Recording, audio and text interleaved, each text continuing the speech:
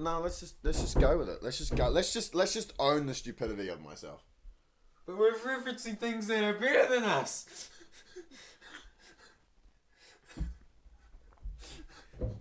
That's the opening credits.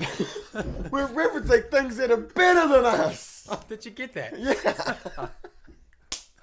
Hello, everybody, and welcome back to the Sir Brady Podcast, where everything's made up and the points don't matter. Nope. Hey guys, welcome back to the Weekly Planet Podcast, where we talk movies, comic books, and the official podcast of comicbookmovie.com. Nope. Hello everybody, welcome back to the Vegan Podcast, where we talk about why cows can't be eaten by everyday men, and why women shouldn't give birth to camels. No. Hey guys, welcome back to the Sir Brady Podcast, where we talk movies, comic books, superheroes, pop culture. I'm your host, Paris Renalson, also known as Sir Brady, and with me as always is my co-host, Cahan Martin. Hey. I'm not plussed about that intro.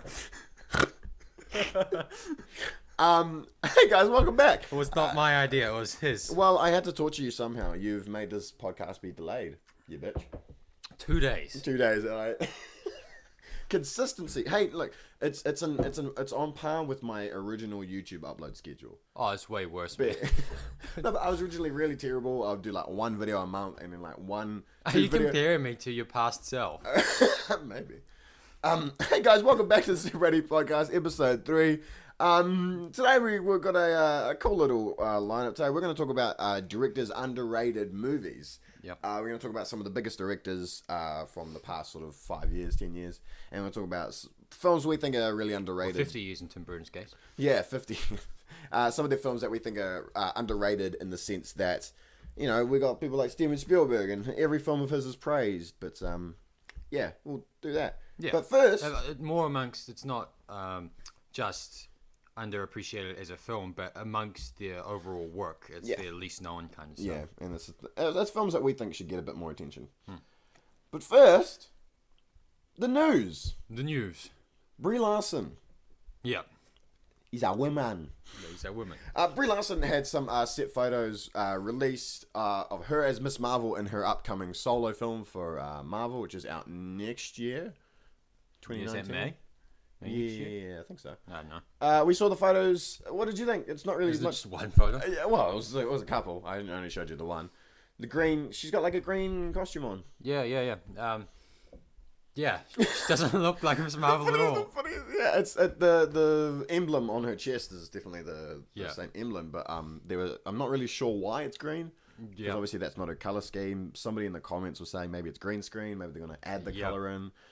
I don't know. I know that Green Lantern teach them nothing. Yeah. I don't know. It's Green Lantern. Oh, that's weird. Have you ever seen set photos of Green Lantern? No. He looks weird. Oh, yeah. Like the Brie Larson? Like Brie Larson? No, it's real thick. Like, you know how the suit is real thin? It looks real, like, muscularly on Ryan Reynolds and Green Lantern. It looks like the green screen that's on him, or like the costume, it's real thick. Yeah. Like, it's super weird. He looks really heavy. Like he's he's wearing like a heavy Batman suit. Yeah. This is the green screen suit. Are you excited for Miss Marvel? Yeah. Do you know a lot about her? Do you know? No, not really. I don't know much about her character or anything like that. And I mean, the same could be said for like most of the Marvel characters before I watch them on film. Yeah. But like if she's anything like the rest, generally, then I'll probably like it. I like the film. Yeah. I think it's one of those things where again you have to. Yeah, I pretend I know a lot about it. She's been in a couple of books I've read. Yeah, and this is when she was, she was Miss Marvel. Now she's Captain Marvel. Yeah, depending on when you look at it. So it was before she became Captain Marvel. Yeah, she's just one of those characters. Like generally, if you're not like part of the comic book community, reads the comic books and stuff, you're like of her. You know, and she's like a character that you have on like your iOS game or something. Yeah. You know, but you don't know about her. And it's cool. I'm excited to see another sort of like leading female character. I think it's really cool to see like Scarlet Witch and Black Widow, but I think seeing a different type of hero for the Marvel. She's a different powered hero. Yeah, and she seems like a Captain America and Iron Man type. Yeah, you know, like a leader. Yeah. You know, so not to say like Black Widow or Scarlet Witch can't be leaders or anything like that, but it's just that the way the characters have been introduced, they're not like that. Yeah, and especially if we think, well, in my opinion, I feel after Infinity War, they'll be leading into the new Avengers. Yeah. Which is sort of just a new version of the team with sometimes older members are there, sometimes you have new members. Yeah, no, they're just going to kill everyone off in Infinity War. Yeah. Didn't you hear Mark Ruffalo in that interview? Yeah, that's exactly what he said, yeah. Yeah, so that's spring cleaning. Spring. I think that's Bruce Springsteen. Yeah, but I'm excited. We'll go see it. It'll be fun. Next, the Oscars got their nominations announced. The nominated films for the Oscars. I've just pulled up the Wikipedia page. Really quick, I do want to specifically talk about Logan was nominated for adapted screenplay, best adapted screenplay, which is exciting for comic book movies and superhero movies in general, because really there's the odd thing that was nominated. Yeah. After Heath Ledger died, they nominated him for the Joker, but that was, I think, more or less a almost just a way to be like, this is actually just for Heath Ledger. This is just like an honorary Oscar because he's passed. It just so happens that his most recent performance.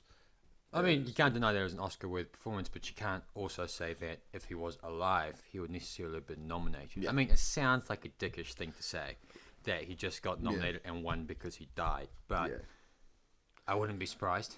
And the Academy is, I think, the Academy are not exactly for, they don't seem to be for superhero movies and that sort of, it's kind of a weird. But also, you're right about the fact that they're not like screaming to nominate every single superhero film for whatever reason.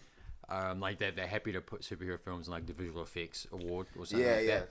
But for like adapted screenplay and stuff like that, they're not really nominated. And I think that's not because they're necessarily against superhero films, but superhero films, when you adapt them, it's hard to take them seriously. Yeah. It's like, and it's not like it, like, I don't know, Iron Man could have been nominated for like an Oscar for adapted screenplay, and I wouldn't have had a problem with it. It's just, I wouldn't have had a problem with it because I was 8 at the time. But like looking back, would have been like, oh yeah, that's fine, and it's not too much of a stretch. But what I'm trying to say, in my weird, convoluted sort of way, is that you can and you can't take him kind of seriously. Yeah, it is, and I guess with Logan, the difference is that is a huge. It's a way different film. Yeah, it's a different direction entirely from the previous. You're even hesitant to call it a superhero film. Now, I'm hesitant to call it an X-Men film. I'm hesitant to call it a superhero film. At times, I can't even call it just a straight up action film. There's other layers to that film, and James Mangold and Scott Frank get incredible credit for the story they wrote. And obviously, I think you can have a great adapted screenplay, but also I think when you get nominated for an award like that, you've also got to look at the actors involved. So I think Hugh Jackman and Patrick Stewart. Oh, it's in a weird sort of way they're part of the adaptation. Yeah, and Daphne Keane. I think they're all really credited for that. But the Oscars have been up and down. I think especially since it got a few years back when there was no nominated black actors and actresses.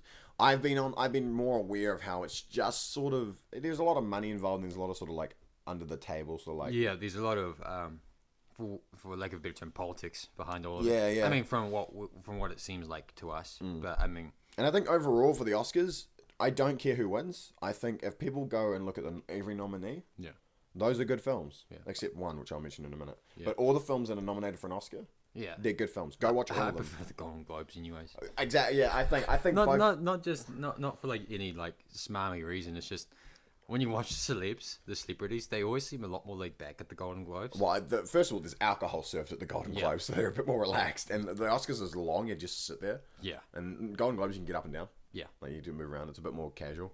But yeah, so real quick, we'll go through some Best Picture.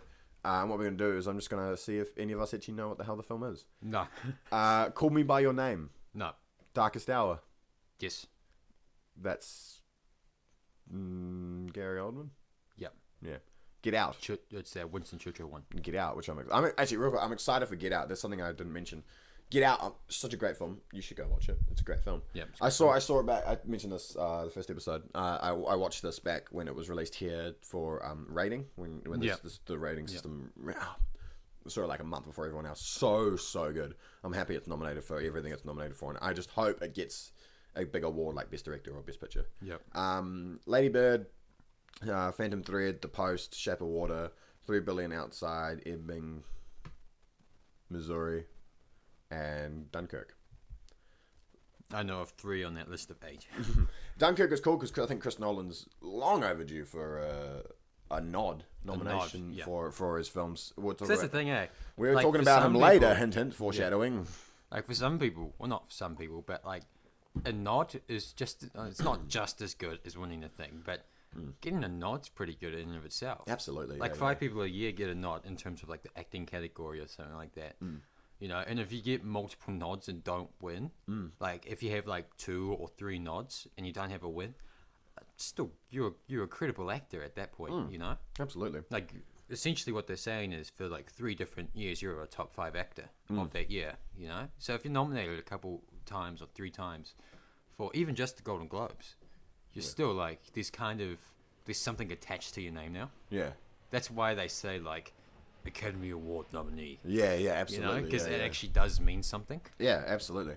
So he's also, Chris Nolan is also nominated for Best Director, along with Jordan Peele for Get Out, Greta Gerwig for Lady Bird, Paul Thomas Anderson for Phantom Thread, and Guillermo del Toro for Shape of Water. Another person who I'm like, that's awesome. Guillermo del Toro getting nominated for something like that. Best Actor, we've got people like Daniel Day-Lewis, who I thought retired.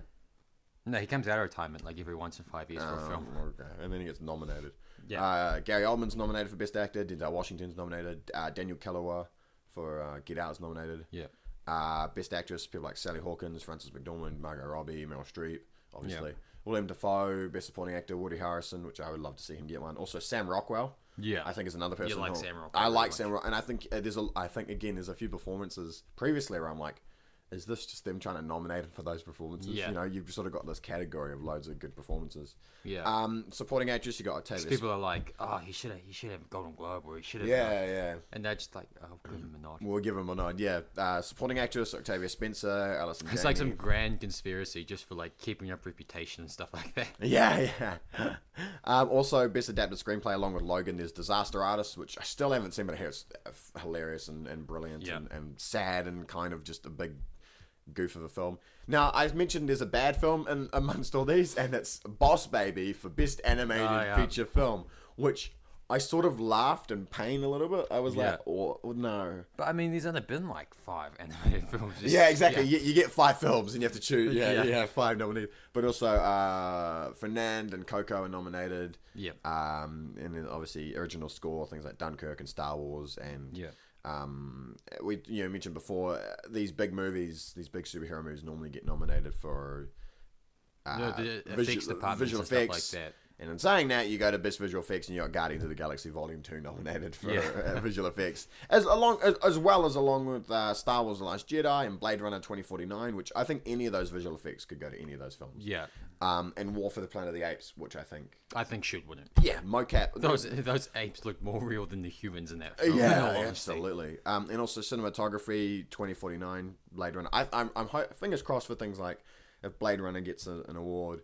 Yeah, because I think that's a great movie. Baby Driver's nominated for sound mixing and for sound editing, which is one of those films this year that utilized the soundtrack and the film together really well. So kudos to that. So I'm not looking forward to it or necessarily excited for the Oscars.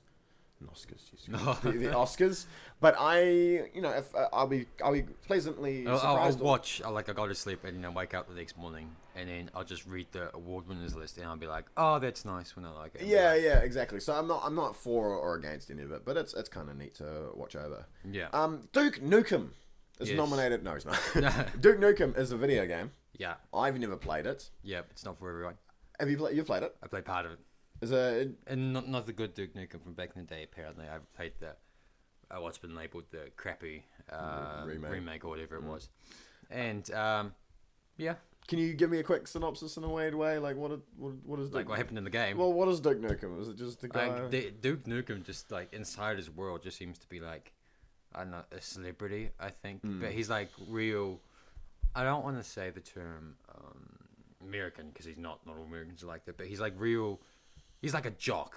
Is it like a Johnny Bravo? But Johnny Bravo had character in a weird sort of way. And let's segue to why I'm talking about it. Has character. John Cena has been cast as Duke Nukem in a film adaptation. I'm sorry, that's bad. I like John Cena. I like John Cena. He's too. fun. But I looked at that. I know a little bit about Duke Nukem, and I saw like. I think it's just one of those picks that's just based on look alone. Yeah. Not to say that John Cena doesn't have like acting, the ability to act, but. What movie was he in? But he was in that movie with that comedy movie. Yeah, that hasn't even come out yet. No, the other one with that girl who. I have no idea. This is terrible. I'm sorry. I'll think of it. But like Duke Nukem is like not the hardest character to portray. Yeah, and I think it's cool.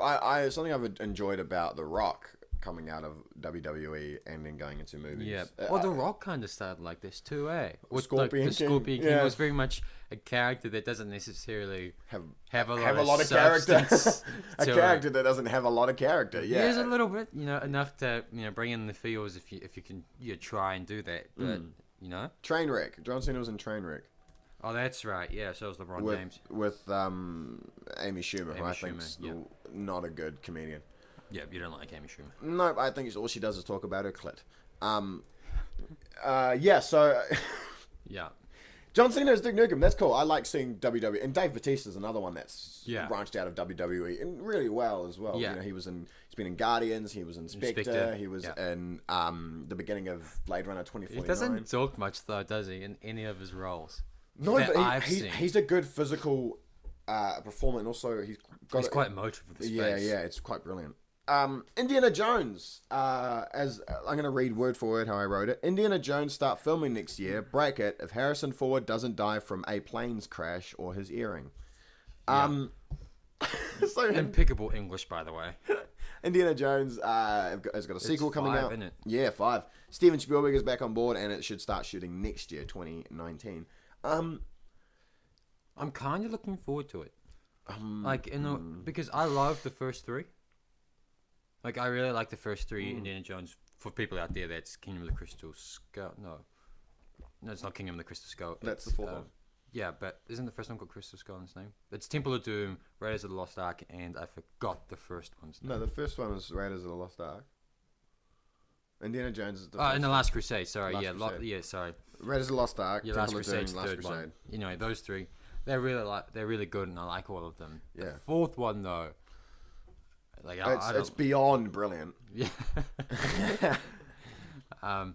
But yeah, like it's a pretty good track record. 3 out of 4 good films, I love that song. 3 out of 4 ain't bad. I'm not interested in seeing another one. Honestly, I'm just not interested. I think Kingdom of the Crystal Skull. I enjoyed it. Overall, I think there are bits I didn't like. I don't think Shia LaBeouf ruins the movie. I think Shia LaBeouf is fine. I think the aliens was a bit of a weird element to it. Yeah. I like the trilogy, the first 3 movies. I think the first one's really original and really fun. Second one's really cool. There's a lot of the voodoo dolls and the Kalema element of Temple of Doom's really fun. And Last Crusade, I really enjoyed Connery, like Junior. Yeah. Junior. That's really fun. I like a lot of the recurring characters as well, but I don't know what to expect. I like concept.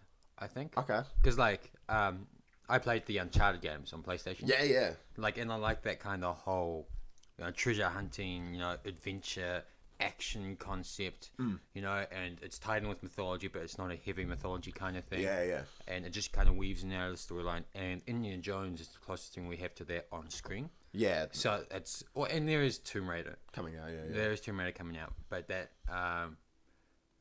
but I'm least interested for that than I am for Indiana Jones. And so it's not that I can't wait, but I am excited for it in some sort of way. Right, yeah. So I guess I'm up and down about it. I don't really know how I feel about it, to be honest. I think it's too little too late, in all honesty. I think Harrison Ford is... Yeah, it's probably part of the contract that it gets killed off.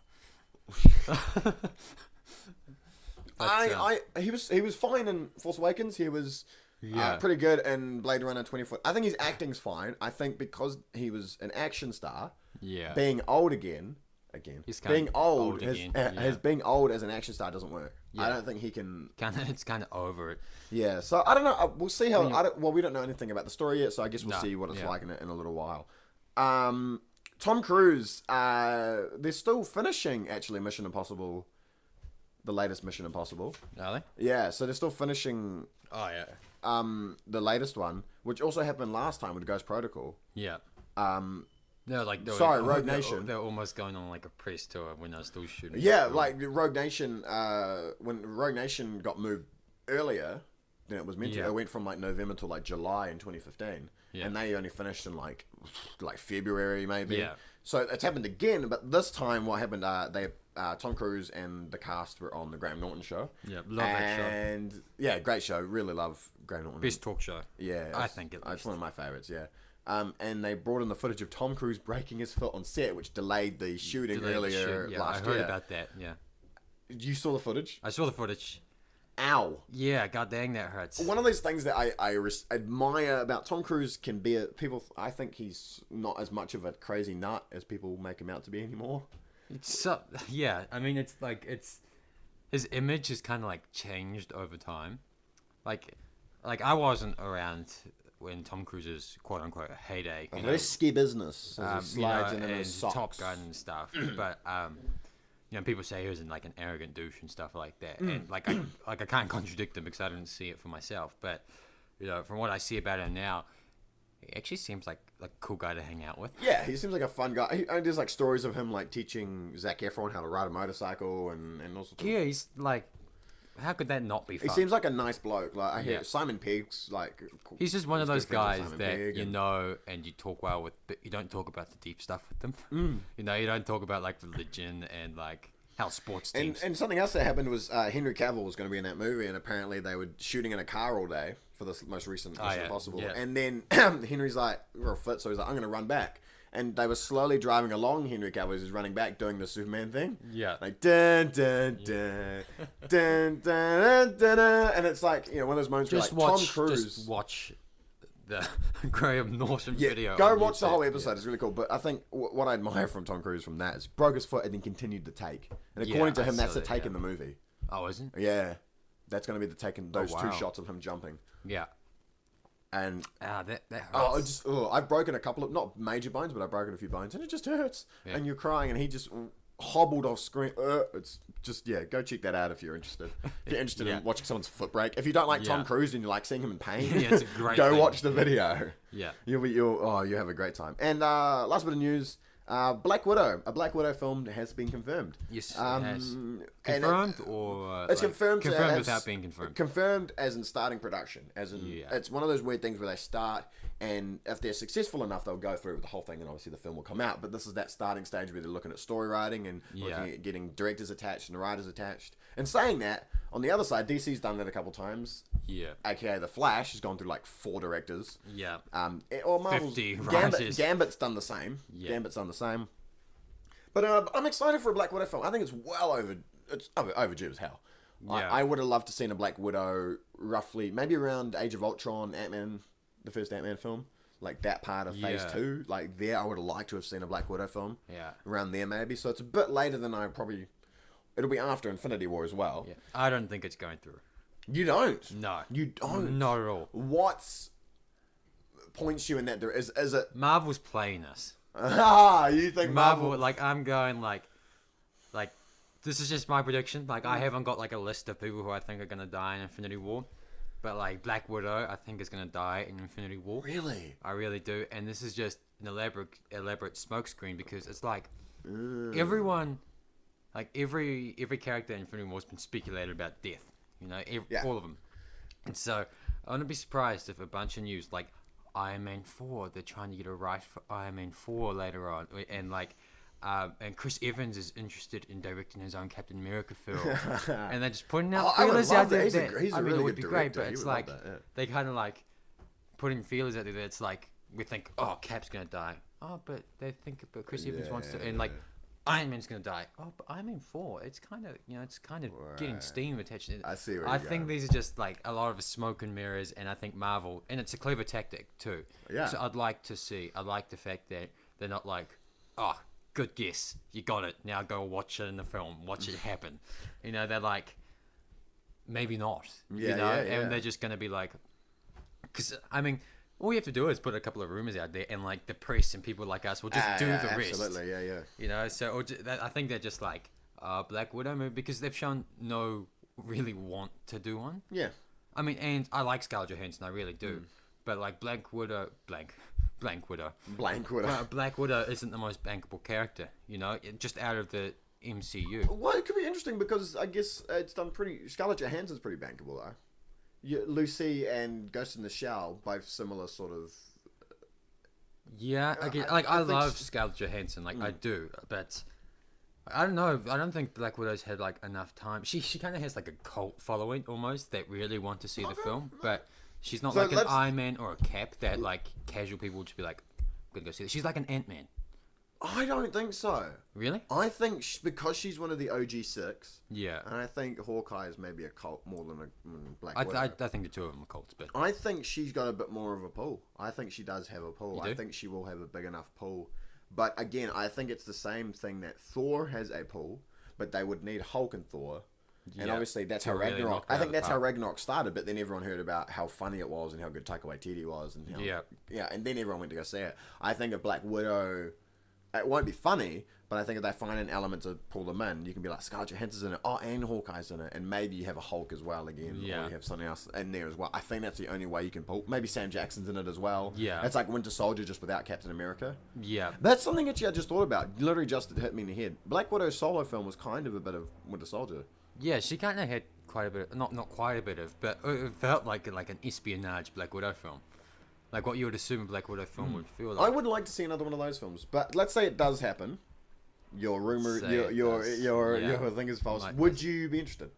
I'd go see it. Like I seen the last. I love Scarlett Johansson. Like I'll watch it just for her. All right, calm down. Yeah, absolutely. I like your idea of Marvel. You heard it here first. They are going to do more of this, and they are going to confuse the hell out of us, and they're going to do it to such a degree that you'll be second guessing every single death prediction going into Infinity War. And I have some good ones as well. Yeah, every character has got like an elaborate death in my head. My video on Infinity War on Sir Brady, it's got my sort of predictions on who could die, and we rewatched Spider-Man: Homecoming. Last night, and I was a bit more adamant about possibly Pepper Potts. Dying, or because she's been reintroduced in Spider-Man: Homecoming, she could be in Infinity War. There's a whole thing around that, but I'm interested to see what Marvel wants to do after Infinity War. I'm still very adamant about Marvel taking a break.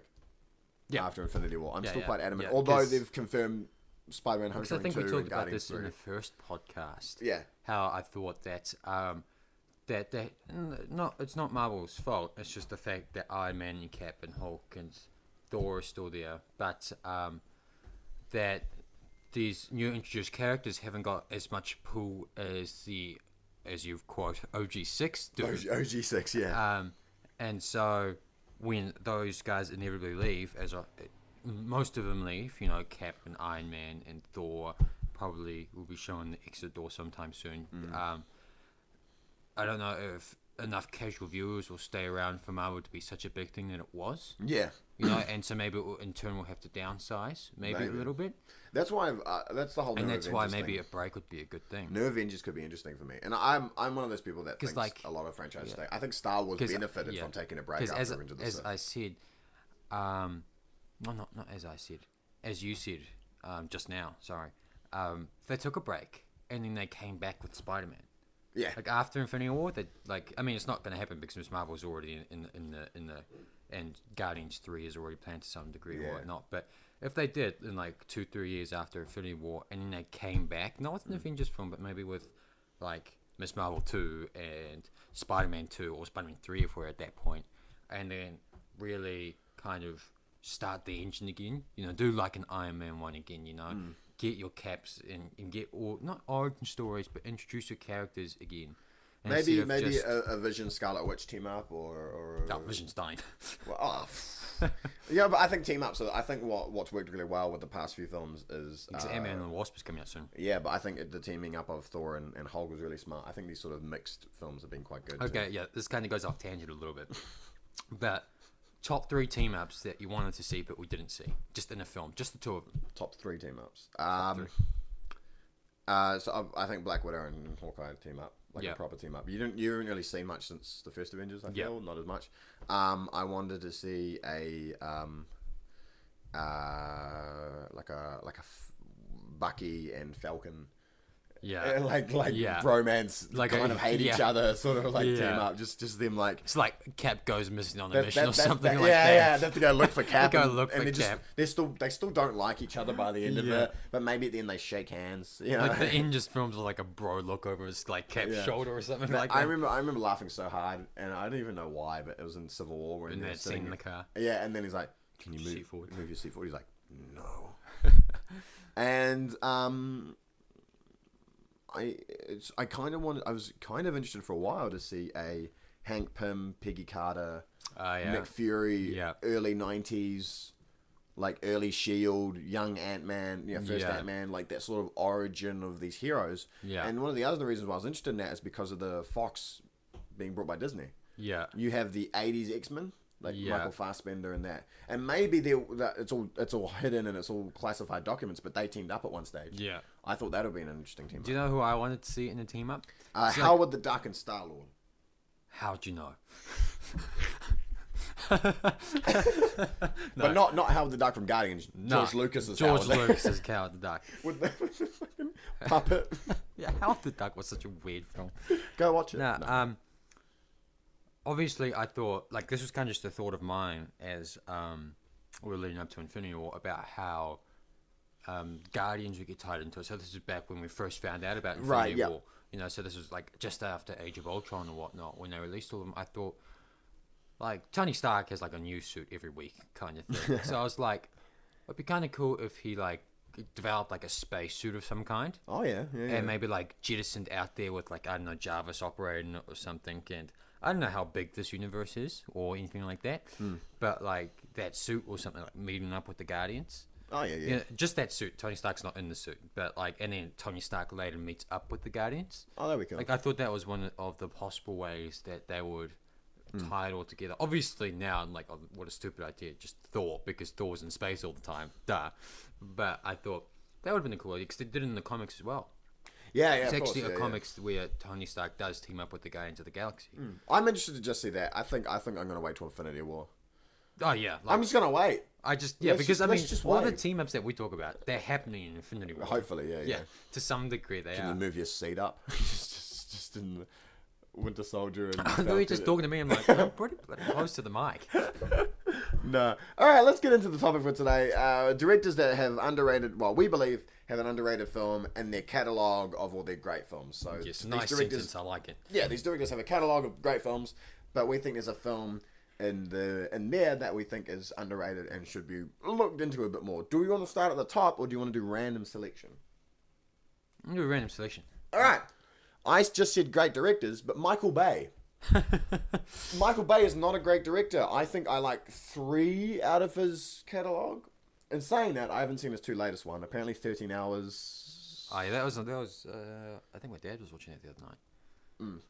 And it looked alright, but like I got like the typical Michael Bay shots.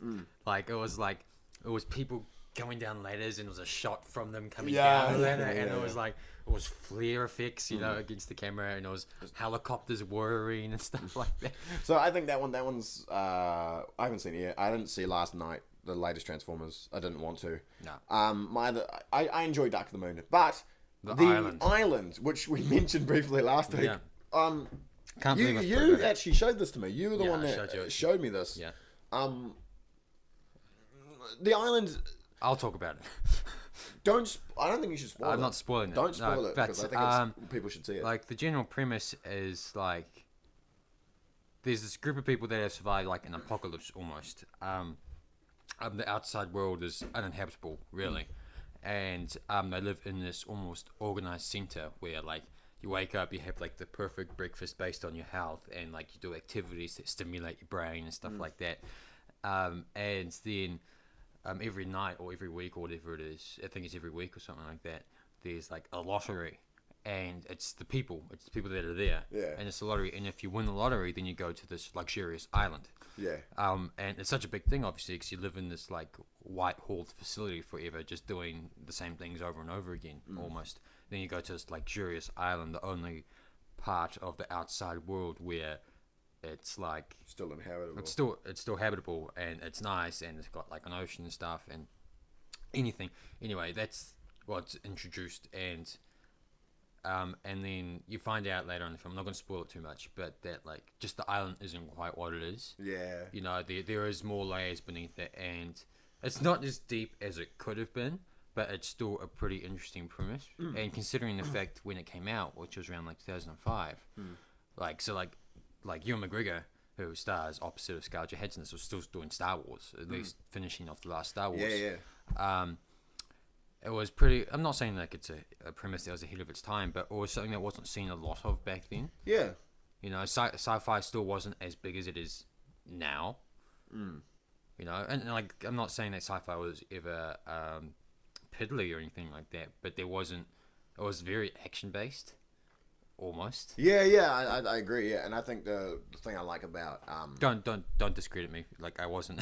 I was only 6 in 2005. So I think the Island's one of those films that I think works really well as a popcorn flick, but also it's slightly more thought provoking. It's two films. Like the first half is like a thought provoking film, and then the second half turns into like a Michael Bay popcorn flick, which is not a bad thing. In this actually it kind of works because you have the first half of actual like you think, and it adds like it doesn't go like inside into the human mind, but it's there's actual layers to it's the like story. A fun creative thought. Yeah, you're like, oh man, that's pretty cool. And it seems like he actually paid attention to that. Tried to, and then like his evil Michael Bay just came out in the second half and just kind of dominated with helicopters and stuff.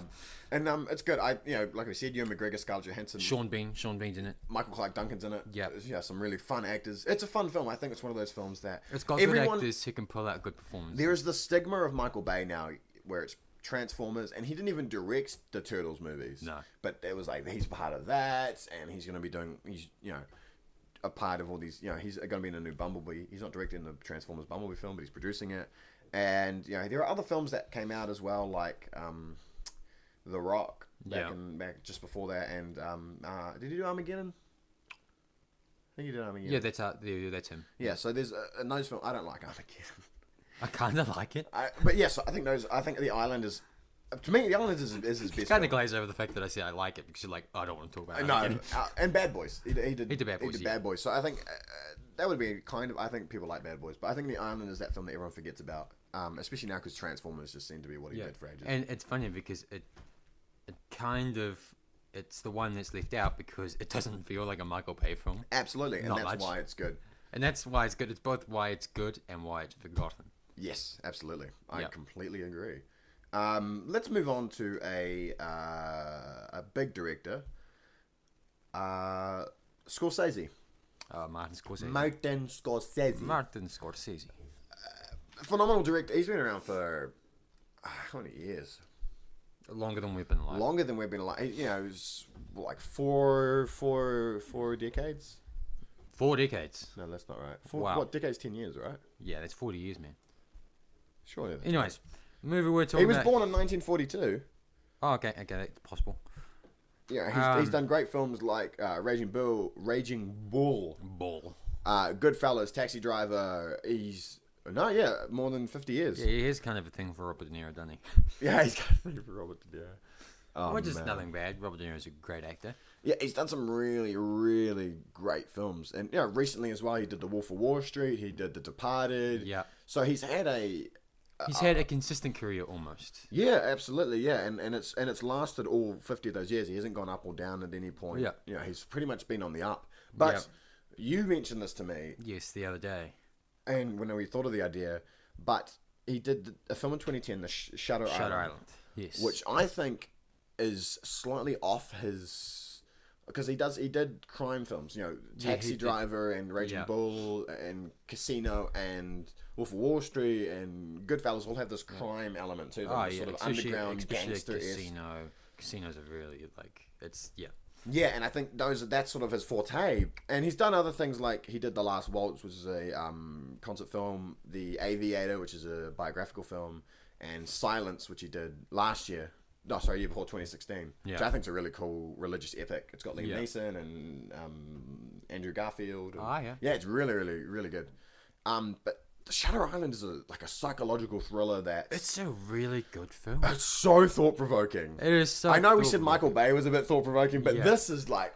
This is like Michael Bay's one. It was Michael Bay thought-provoking. It was like as thought-provoking as Michael Bay could get it. Like, it was like an interesting idea, but Michael Bay just couldn't really display it in such a way that you could be like, wow, what a really thought-provoking film.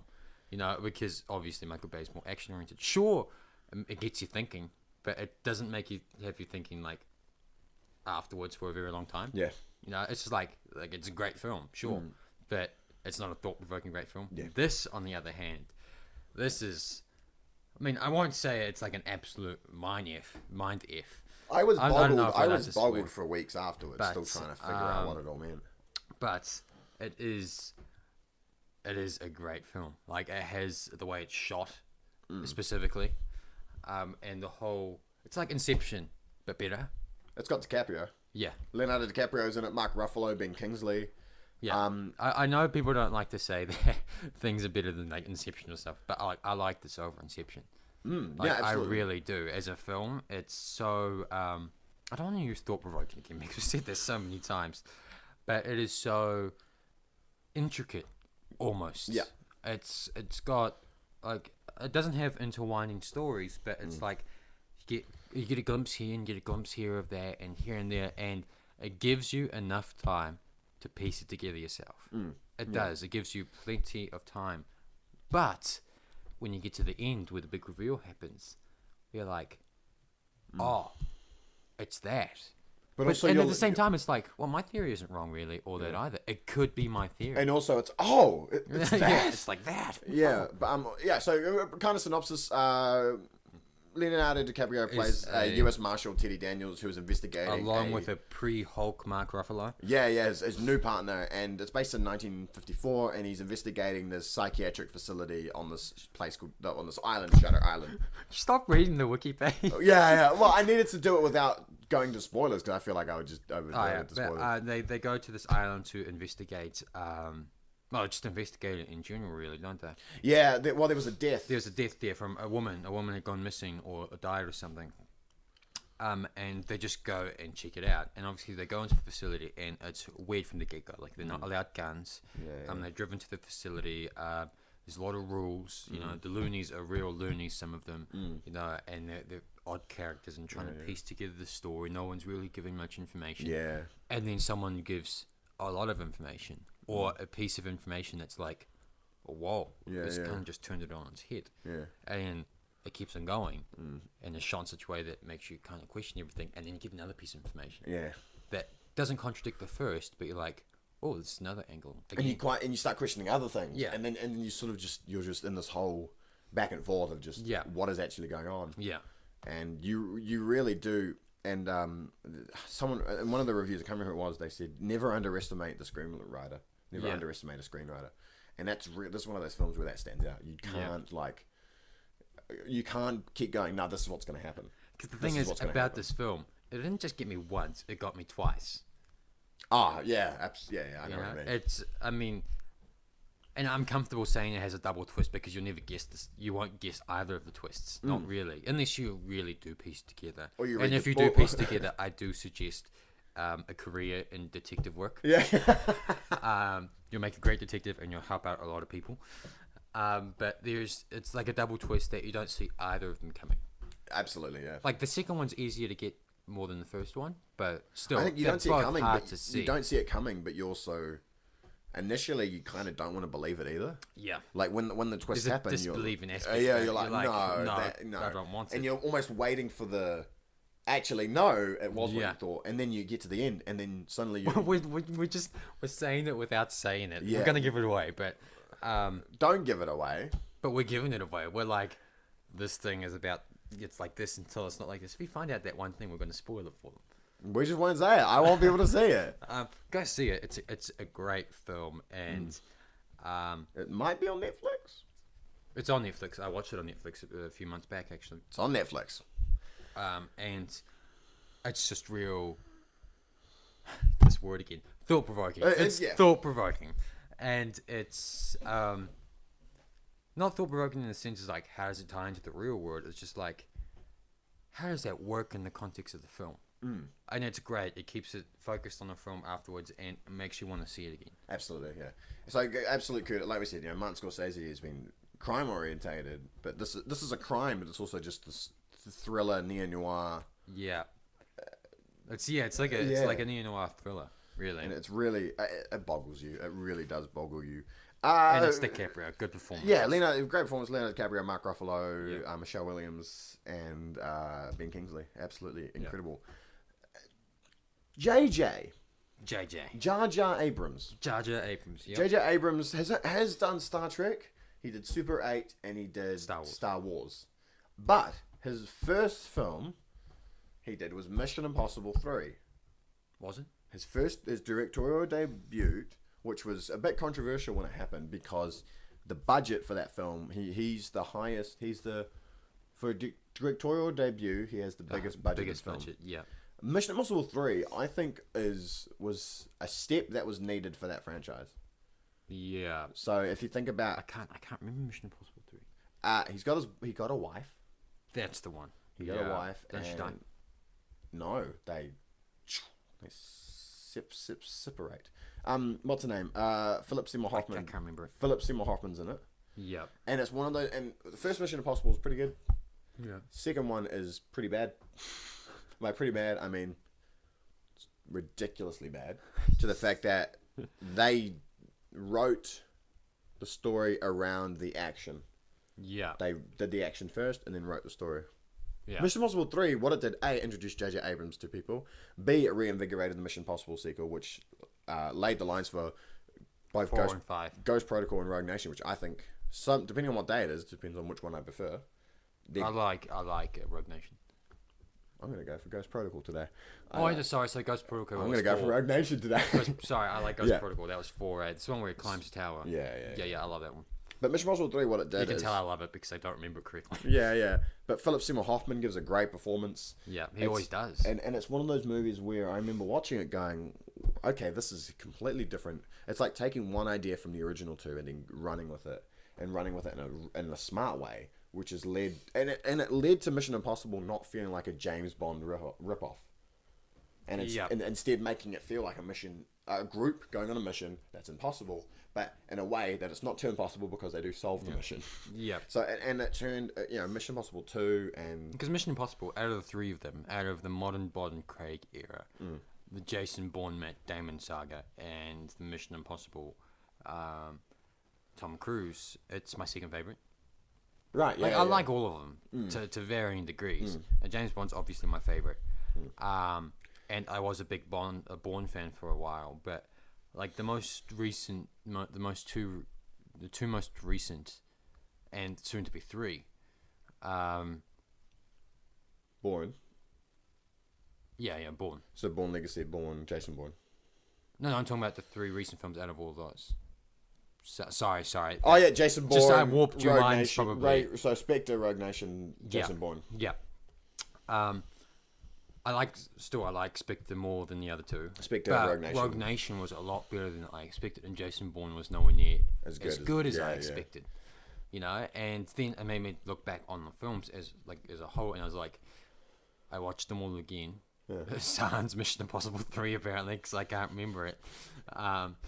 And I like Mission Impossible more than I remember liking it, and I like Jason Bourne less than I remember liking it. And the other thing, going back to sort of J.J. Abrams' side of it. Yes, sorry. Abrams. What Abrams did afterwards, he fell into this. He didn't fall into it. He felt like the modern Steven Spielberg. Yeah. You know, Spielberg did Jaws, and then he went and did E.T. and Close Encounters of a Third Kind, and a lot of sort of sci-fi things. And Abrams did Mission Impossible, and then went in to do Star Trek Into Darkness, Super 8, Star Wars: The Force Awakens. Yeah. So he sort of fell into the sci-fi element. But I think as a director, isn't that a great way to go about things? He's done 5 films. No, and he's a household name. Yeah, he's done. Well, at least for people like us who like Star Wars. He's done Star Wars. Yeah, there's sort of 3 sci-fi things. There's Doctor Who, Star Wars, Star Trek. Oh, yeah. And he's done 2 of them. Yeah. You know, that's a hell of a achievement for a director like him. I mean, he's done a very little, maybe not quite 5, maybe a little bit more, maybe 6 or 7. I don't know his full filmography, but like he's done a handful of films, and he's mentioned more than like a Martin Scorsese or like a Chris Nolan some days. You know, because he's picked the right films to make. Yeah, absolutely. But anyway. But I think J.J. Abrams, I think that's one of those movies that people forget about, though. I think everyone's like, Star Trek, Star Wars, and Super 8 was cool. Yeah. And then they're not like, actually, he did Mission Impossible 3, which, like I said, Philip Seymour Hoffman, great performance. Tom Cruise reinvigorated that franchise, which led to 2 of my favorite action films of the past 10, 12 years. Yeah. So I think that's one of those. And that's the thing, it's the same thing with all the other directors on this list, is that the other films that they make are so well known, not necessarily great, but well known, that these kind of just slip between the cracks. Absolutely. And speaking of cracks, The Corpse Bride. Nice one. Tim Burton's The Corpse Bride. So Tim Burton is known for his wackiness. I love it. Loads of people's, Edward Scissorhands, Sweeney Todd, Batman and Batman Returns. Yeah. He did the first Alice in Wonderland remake thing. I highly suggest, even though we're not talking about it, obviously you have to be above a certain age because it's a restricted film, at least in this country, which is New Zealand, by the way. Go watch Sweeney Todd. It is a musical, surprisingly enough. It is a musical about a serial killer barber. Who plays the serial killer barber? I think it's Johnny Depp. Johnny bloody Depp. Johnny Depp. Of course, it's Johnny Depp. Helena Bonham Carter is of course in there too, because it's a Tim Burton film. Yeah. But it is one of my favorite musicals. It has got. It will spin your head. This was not what you think.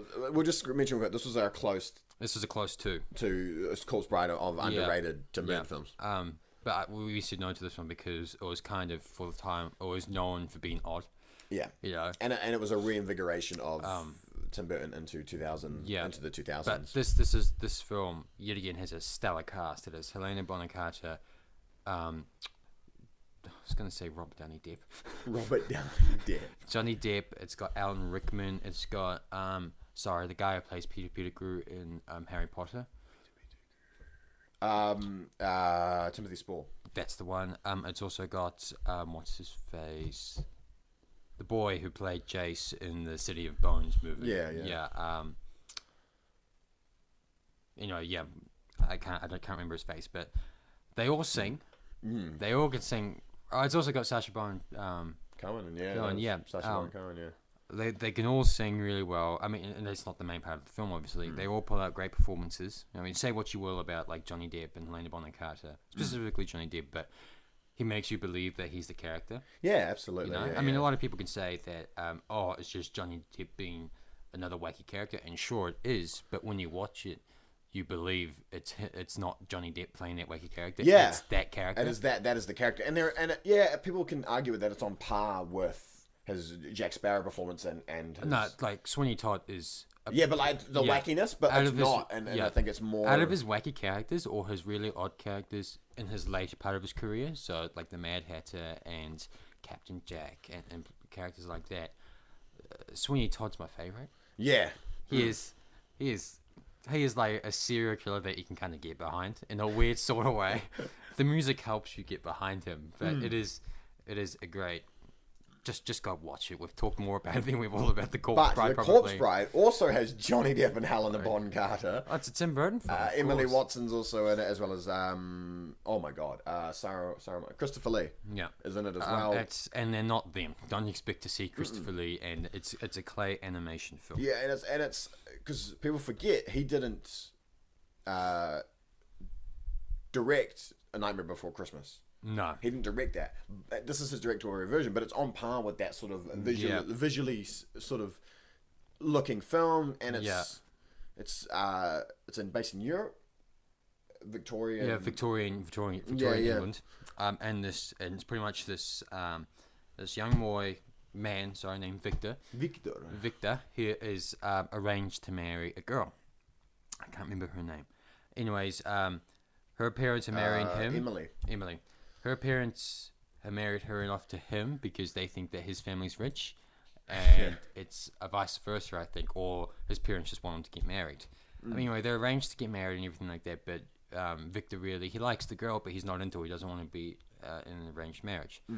Anyways, stuff happens, and he ends up getting married to a corpse bride.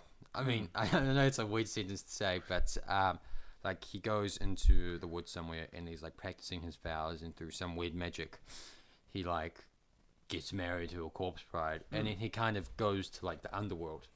Yeah. And I mean, and it's just a really cool film. It is, absolutely. And we talked about this before with the Oscars. There are some films at the Oscars that get nominated, and I say go watch all the films that are nominated. Yeah. You always remember the winners. A lot. 90. Well, okay. So it depends.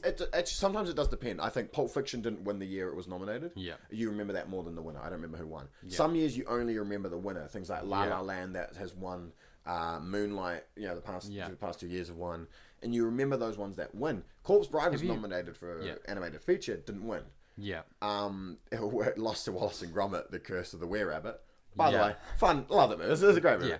And you sort of forget, and then it falls, if it doesn't win a big award or it doesn't get huge acclaim or stays relevant, it falls under Tim Burton's like core list of, his list of even his bad films. His Planet of the Apes film gets talked about a lot. Beetlejuice, Batman, that stays up, and Corpse Bride, falls down. And even films that he didn't direct, like A Nightmare Before Christmas, everyone's like, oh, Tim Burton. Yeah, and it's like, Burton. No, he actually didn't direct that one.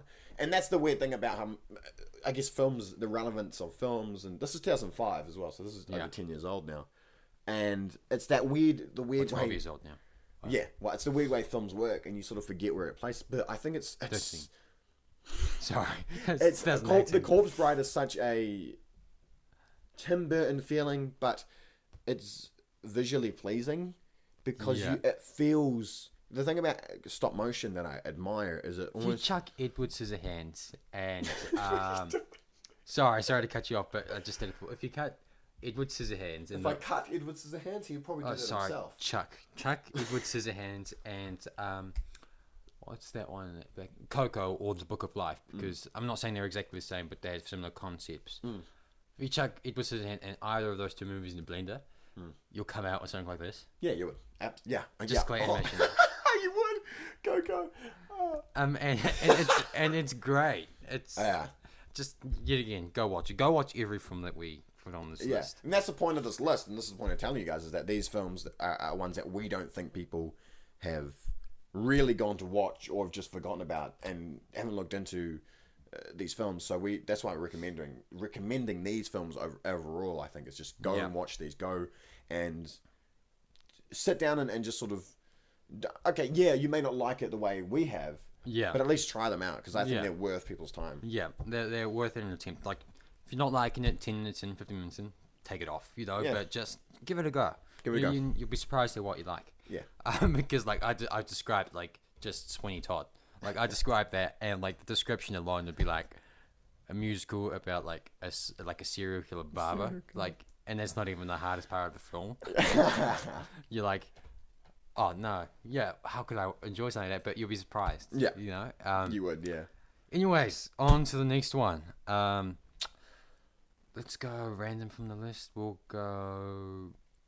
Dawn of the Dead by Zack Snyder. Zack Snyder has got the stigma now, similar to a lot of directors fall into their own sort of hole, I think, after a while. Yeah. J.J. Abrams has a sci-fi. You sort of expect that from Zack Snyder. Michael Bay shit. Yeah, just generally, But what happened with Zack Snyder is he did Watchmen. Personally, I think Watchmen's really great. Yeah, I've never read the comic, which is probably why I'm on the side of it's a great film. I think it's visually pleasing, and I enjoy the performances. But then he continued working with DC, and he worked on Man of Steel, which is fine. Batman v Superman, which is not fine. and Justice League, which is fine. Actually, I enjoy Justice League. I think Justice League is fun. Yeah. Still haven't seen it. Zack Snyder fell into this. He also did a movie. He fell into the stigma of, wow, boy, he can shoot an action scene. But beyond that, because he also, if you want a typical Zack Snyder film, go. I love this movie. I do. I cannot deny that I don't like this film. 300. Go watch 300. Yeah, 300 is a Zack Snyder film through and through. And again, comic book movie. That's 5 out of his handful of movies are sort of comic book movies. And he wrote the sequel to 300 as well. Yeah. And I've just pulled up his Wikipedia because I'm a cheat. And 300, Watchmen, and Man of Steel, Batman v Superman, and Justice League. All of these films he's directed. Interesting fact though, 300, movie 300, Michael Fassbender's first main role. Yeah, Michael Fassbender's in it. That's fun. Yeah. But we're talking about Dawn of the Dead. 2004. Sorry, we've done this 3 times. It's his directorial debut. In Dawn of the Dead, again, we did this with J.J. Abrams. J.J. Abrams did action, then went into sci-fi. Zack Snyder started in horror. Yeah, he did a zombie flick. Which is a remake of a classic that is it's really great. I love the original Dawn of the Dead. And then he's gone on and did action films and superhero films. But this Dawn of the Dead is actually a good film. It's a good film, a good remake. Yeah. And also a good Zack Snyder film. It's a good zombie film. It is, and that's something that credit to whoever else was involved. But it was one of those films where it's like The Walking Dead before The Walking Dead. Yeah, and it's a modern. It was written by James Gunn, who did Guardians of the Galaxy. So it's sort of like two of these. Again, both of them have gone on to do superheroes. My 3 favorite zombie flicks: Shaun of the Dead, Dawn of the Dead, and 28 Weeks Later. Is that with Jeremy Renner? This is Jeremy Renner. I like 28 Weeks Later.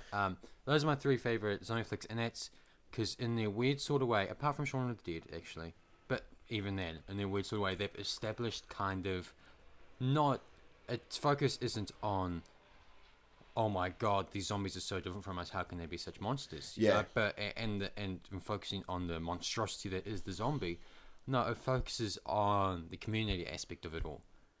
Yeah. Like trying to 28. I mean, in a weird sort of way, and I'm kind of picking apart my point whilst I make it, because but they all focus on, like, in all of them there is a community, in some degree, be it a bunch of friends, or in 28 Weeks Later, it's a community after there's an initial zombie apocalypse, and they've cleared out Britain and it starts up again, or in Dawn of the Dead, that they're all a community, and not in the sense of Walking Dead, like it's like a shack, like a big collection of shacks in like Virginia somewhere on like fields.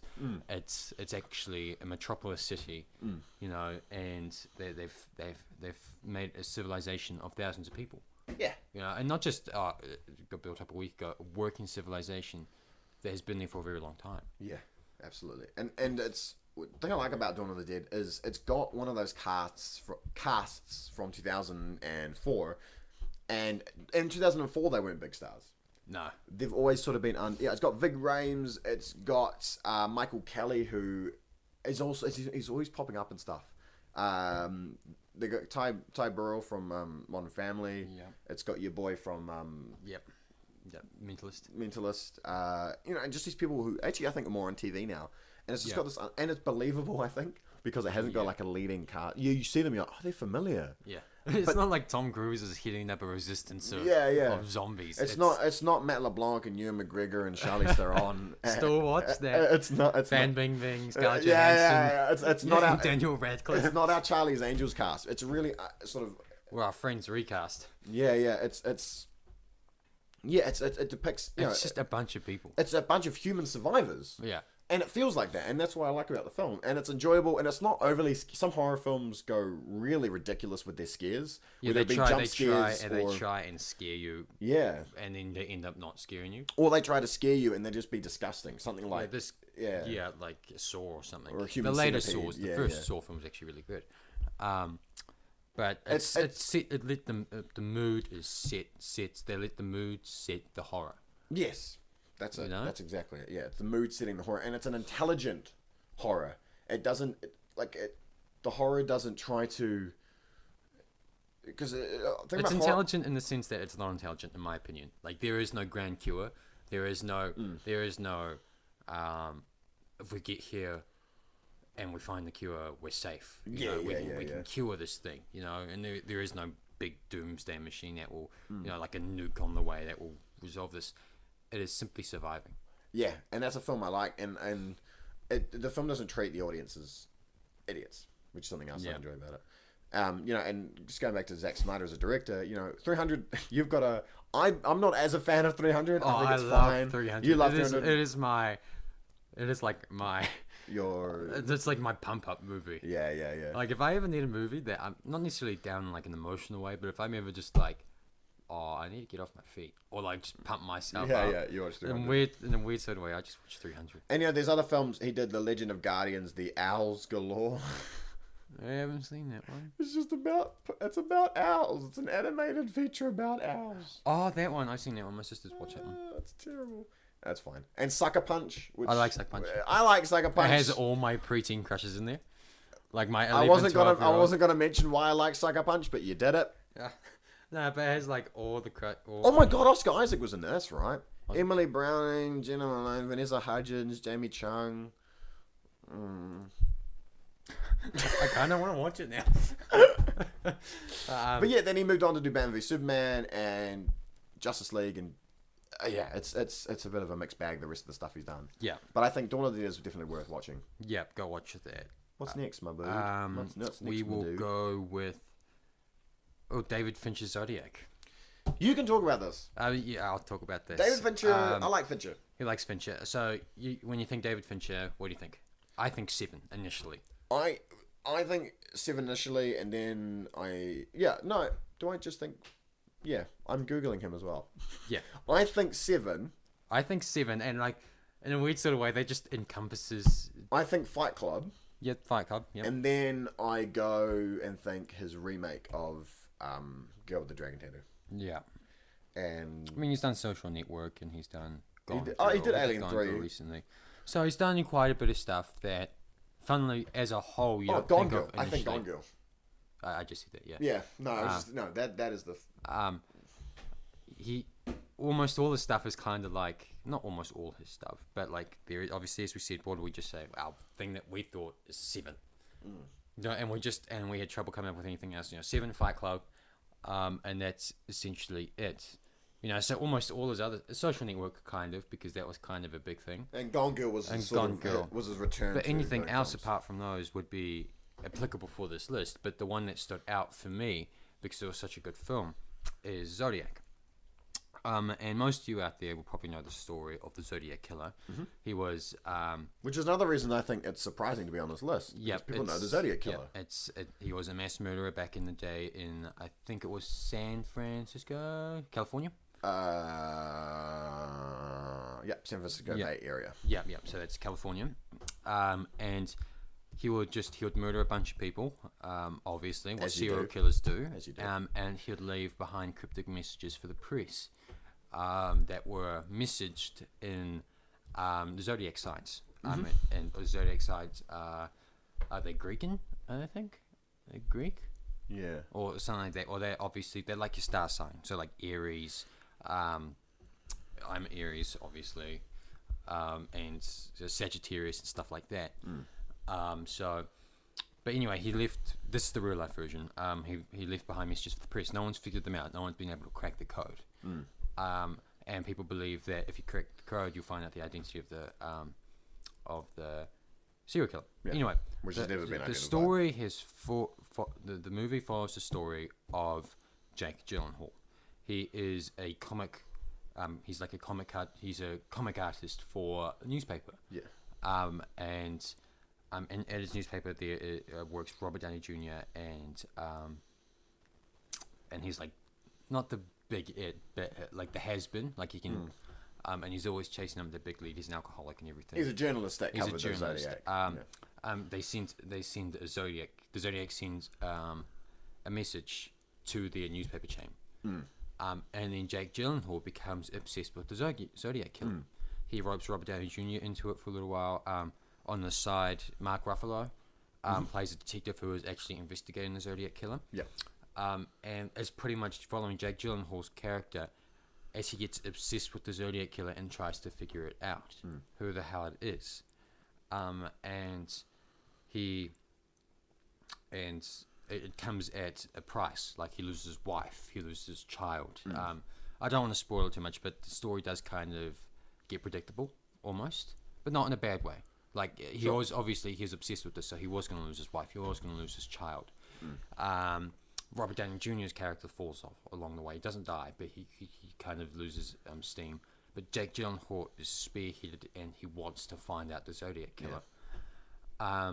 And the cool thing is, this is kind of going to be kind of spoiler, but I don't specifically state any character. But the thing about the Zodiac Killer is that people since then have said that they've been it, and some of them fit the profile. Some people have said that they know someone who was the Zodiac Killer. Anyways, in the end of the film, Jake Gyllenhaal is where he is. He's published a book and everything on the Zodiac Killer. And he has a suspect who he thinks it is. Because, yet again, no one in real life was ever arrested for the Zodiac killings. No. So no one's arrested. He goes to the shop where this person works. This is the final shot of the movie. He goes to the shop where he thinks the Zodiac Killer works. And in the film, it kind of depicts it in the way that you're like, yeah, that is the Zodiac Killer. But the whole point is he couldn't prove it. So he goes to the shop, and he just gives this man a look. He just looks at the man, and if it is the Zodiac Killer, it is a chilling scene. He just gives this man a look, and then he walks out of the shop, and it's like, that's the Zodiac Killer. If it is, that's the Zodiac Killer, but he can't prove it. Yeah. And that shot is kind of just stuck with me. The whole meaning behind it. It's a frightening concept. You're the serial killer, but I can't prove it. Yeah. You played the game, and you played it so well that you're standing in front of them. He sold, like, I think it was duct tape to a woman because he's working like a hardware shop. That's the Zodiac Killer. Earlier on in the film, we tried to kill a woman and her baby. Yeah. And it's like, the film kind of is predictable, but it takes you on a journey, an all-encompassing journey that is just, it's for lack of a better term, it chews you up and spits you out. Yeah. Like, you're in this emotional turmoil. You're like, oh my god. You're like, oh my god, we found him, we got him, kind of thing. And right at the end, it's like, there's no resolution. It just spits you out. It's like, it is what it is. It's life. Yeah. That's a really good way. It's not something you come across. You don't walk to your to your Bunnings and you see the Zodiac Killer there. It doesn't work like that. No, he was at Countdown today. But that's life. Sometimes you just can't prove things, no matter how shit they are. Yeah, and that's frightening. And it's a frightening concept. And it's chilling, and it leaves behind not a message, but just a feeling. It sticks with you, and it's amazing. Go watch it. Steven Spielberg is a director that I think has lost a bit of steam the past few years. Yeah. He's got a film out this year called The Post. Yeah. Which has Meryl Streep and Tom Hanks. Yeah. And all three of them are phenomenal in what they do. Tom Hanks nails majority of his roles. Yeah. He is, as does Meryl Streep. And as somebody who admires directing like Steven Spielberg. Directing as Steven Spielberg, and admires acting like Tom Hanks and Meryl Streep. Watching that film is quite hard to sit and watch because of the fact that it feels like they're phoning it in a way. And Spielberg's most recent films, things like Warhorse and the BFG, they all sort of feel like he's phoning it in, which sucks. And that's only because I felt like back in the day with Jaws and with Jurassic Park, they were breaking these boundaries. Yeah. Both as a director, as these films, they were breaking visual boundaries and audio boundaries, and just the way films are made. And he pioneered a lot of techniques that are utilized now. And that's why Spielberg is such a big name. And also he did some incredible dramas and incredible action movies. And that's his modern stuff, is what I mean, is his modern stuff. But there is one modern Steven Spielberg film that goes under the radar. Yeah. And another reason for that, I think, is because it's got Tom Cruise in it. Minority Report, about 2001. It's got your boy Colin in it. Colin? Yeah, Colin. It's got me boy, Colin Farrell. Colin Farrell's in it, and it's this film where it's in the future, and I think that's a rare one for Spielberg. Yeah, like they're generally based in the era that they. Yeah, E.T. is based in the 80s. Yeah, it's got an alien, but it's based in the future, and not the concept, but the situation itself is based in the future. Yeah, and there's these three physical beings called psychics called the precogs. Yeah, and what they can do is they can predict crime before it happens. Yeah, not the whole thing, but parts of the person. crime. Yeah, the person, sometimes it's a place, sometimes it's just a visual. Yeah, and what the sort of specialized police department do is they have to sort of pinpoint them all together. Yep. And sometimes they have like minutes to get there to beat the crime. So they're a pre-crime group. And a part of the film is there's like a bit of controversy because people aren't actually performing the crime. Yep. So, and there's a whole element. Whole thing where intent versus action. Yeah, exactly. And there are laws already about that, but murder with intent will get you a longer time. Like pre-planned murder will get you a longer time in prison than murder itself. If I'm correct. Don't get me wrong. And it's sort of that. It's interesting. It's an interesting concept because there's the story sort of falls into this thing of like it's a bit of chasing. It's sort of that sort of on the run as well. Yeah, just the Tom Cruise thing. Yeah, and I don't want to spoil it, but they're one of the it's pretty obvious. The character goes on the run and. It's just again, it's that science fiction neo-noir, and it doesn't feel like Spielberg. No, and I think that's it's weird. It's some of these films we mentioned today, whether it be Michael Bay, Martin Scorsese, whether it be J.J. Abrams. These films that were brought up don't feel like their forte. Almost, it doesn't feel like it doesn't fit their not mold, but their trope. Yeah. It doesn't fit the trope that they are known for. Yeah. And it doesn't make them bad. No. It just makes them less thought about when you think, hey, when you think of that director. Yeah, exactly. And that's what I think has put all of these films into this list, is because it's not what you think about when you think about the director. Exactly. And at the time they were big enough films because of Minority Report is it's 2002, well after Jurassic Park and Jaws, so it's Steven Spielberg and Tom Cruise. Yeah, but as time goes on, it's sort of just fallen. Yeah. And it's become a cult classic or that sort of film. And it did well at the box office. It's not that it's not well known, much like the others on this list. It's the fact that it's, I don't want to say misunderstood, but amongst Spielberg's work, it is, and almost in a weird sort of way, an underappreciated gem. Yeah, because I really like it. Yeah, as you said before, it's got my man Colin Farrell. Yeah. It's got Tom Cruise. Great performances. Max von Sydow, who's a great sort of scary, like he's almost like a weird father boss figure, but maybe he's got a bad past. Yeah. And the film examines the sort of theme of free will. Yeah. Is there free will? Does that exist in the future? Yeah. And it's and it's those things that you watch it and you're like. Yeah, again, it's that thought-provoking. I think some of the best part about these films were chosen. In a weird sort of way, it posed the question, is a world without crime and murder a good world? Yeah. Like, in a weird sort of way, like, the obvious answer is like, well, hell yeah. A world without murderers and killers and deaths and killing people before they should have died, it sounds like a great world. But the way that it's posed and poised and makes the simple act of preventing a murder and dubious actions before they happen almost makes it seem like an impeachment on free will. Exactly. In a weird sort of way. And you got to give credit to a film where they can make something like that happen. Yeah. Like, how do you, like, the premise is like, that's the perfect world. It stopped murder. There is no murders. They're preventing it. But then the film does its thing where it's like, but stopping murder, that's a bad thing. Yeah. Or it's not the right thing. Yeah. And it's such a... Yeah, it's just this weird.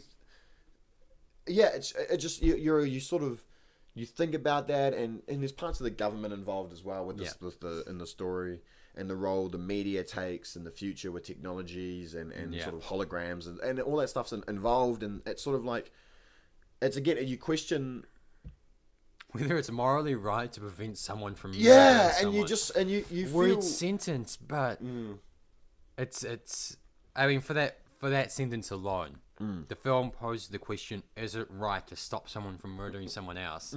Is that an impeachment on free will, on human rights almost? You just watch it for that alone. As Martin Luther King said, because it poses the question, and it doesn't convince you, but it kind of is like, yeah, it's kind of wrong. Yeah, absolutely. Not the fact that we're stopping people from murdering people, but the fact that we're stopping people from doing stuff. Yeah. No matter how bad it is. Where does that go? Do you start with murder? Or do you move into other things in people's lives? And it's weird. And in the whole future kind of seems like a bit restricting in nature. Yeah. As well, because there's a scene where he's walking past, he's just running away from something, and he runs past all these like for like a bit of term, a shopping center. Yeah. And they like scan his eyes, and then they know him personally. I don't remember the character's name. What's Tom's name? Timmy Tom. No. Anderson. John. Yeah, John. Yeah. John. So like, Anderton. He's running past all these like billboards almost, or like shops, and they're like, "Hello, John Anderson, you'll be interested in this." Yeah, and it's IDing you when you're just. It's like, what a restricted future, and all together, it feeds into that whole question. That impossible question. And it's very modern. This is 2001, did I say? 2002? Yeah, 2001. Yeah, and things, 2002. And the things that, Facebook does that now. You look at all these recommended things, and it keeps recommending you things that it thinks you'll like based off your profile. That's a good point. Yeah. The film is more relevant now than it was in 2001. Yeah, and it's that thinking ahead that I give credit to Scott Frank, the writer, and Steven Spielberg for sort of taking a leap into that sort of world. And sort of, they're running with it. They're running with that sort of idea of free will and identity. And there's no sort of privacy. It's that privacy element that you're taking away. Because back in 2001, that was the fear. Like, I was 2 in 2001 or 3, but you can assume that was the fear with how fast technology's advancing. But now, it's the reality. It's a paranoia, especially from that era with 9/11. There was that paranoia of so many things. Although this wasn't made before 9/11 though. It was made after. Well, no, it was released in 2001. 2002. Oh, was it? Oh, so it was made in 2001. Yeah. Okay. So that's what I mean. Like, there's this paranoia around, especially in the States. Everything was being questioned, whether it be your free will, whether it be your safety. Yeah, I know what you're getting at. And this film falls into that, and I think it's one of those movies that there was a TV show that followed it. In 2015, it was a TV show, and it didn't capture, I think, the right elements of the film, and it focused on where the precogs came from, and it's like, no, that's not what I think made Minority Report fascinating. It was the moral questions it posed. Yeah, absolutely, and what that meant for those involved. Yeah, and I think that's why I recommend Minority Report. Gotcha, and also, it's really well shot, visually stunning. It was nominated for sound editing, I think, at the Academy Awards. But no, it's really cool. We're gonna quickly wrap this. We got 2 more where one of us knows more about the other than the other one does. I've seen one of them. He's seen the other one, and we haven't seen the one that the other's going to talk about. Yeah, so real quick, and they're 2 big directors that everyone knows. So first off, Quentin Tarantino. This film does not make the list just because of the fact that Quentin Tarantino, because of how much of a prestige he has. Yeah. All his films are well known, but his least well known film, in my opinion at least, is Jackie Brown. Mm-hmm. I'm not going to go too much into the detail of the plot or anything like that, because as I said, we're running out of time. But it's just a great film. It's Jackie Brown is the character. She works for an airline company. She used to be part of one of the big airlines, but because she got into some trouble, she's been downgraded until she's in this shitty little airline that goes from America to Mexico. Yeah, it just crosses the border. But she smuggles drugs, if I'm remembering it correctly, for I'm saying Samuel L. Smith, Samuel L. Jackson. She runs drugs for him. And then there's cops that are obviously using her to get to Sam Jackson's character. She doesn't want to work for Sam Jackson, so she's kind of working with the cops. Rob De Niro just came out of prison, so he's working with Sam Jackson. And it follows all these storylines. Yeah. There's about 6 characters. It's Sam Jackson, Robert De Niro, Jackie Brown, Michael Keaton. Yeah, Michael Keaton. His girlfriend, Sam Jackson's girlfriend, which kind of in a weird sort of way, kind of turns into Robert De Niro's partner. Chris Tucker's in it. Yeah, Chris Tucker's in it, not for long. And it follows like these 5 or 6 storylines, and right at the end, you have the motive, you have the purpose, and right at the end, in almost typical Tarantino fashion, these stories intertwine. Yeah. They're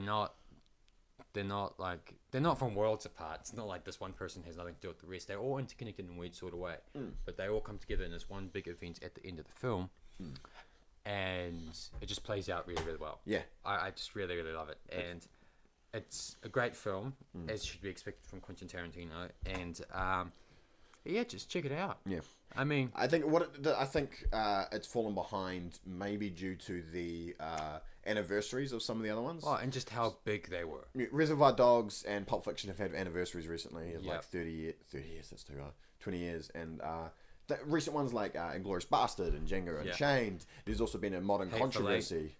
But there's been like a controversy around them, Django Unchained was almost morally, the sort of slave element. Yeah. Inglourious Bastard was the World War, sort of like Nazi element. It was like an alternate World War II. Yeah. Hateful Eight had the script leak, which was a bit more of just a production controversy.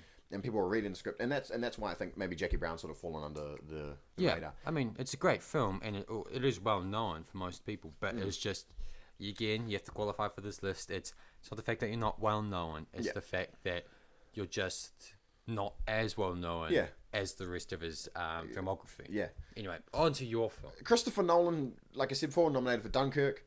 He is known for the Dark Knight trilogy, Interstellar, Inception, and Memento, which was one of his earlier films. But there's a film that was released between Batman Begins and The Dark Knight called The Prestige, which is a magician-styled film where it's slightly sci-fi-ish, but it's got Hugh Jackman, Christian Bale, Scarlett Johansson, Rebecca Hall, Michael Caine, David Bowie, and Andy Serkis. David Bowie! But, like, it's one of those weird... David Bowie's only done a couple of acting roles, like Labyrinth. Labyrinth is awesome. Go watch it. Even though it's not part of our list, go watch it. But it's...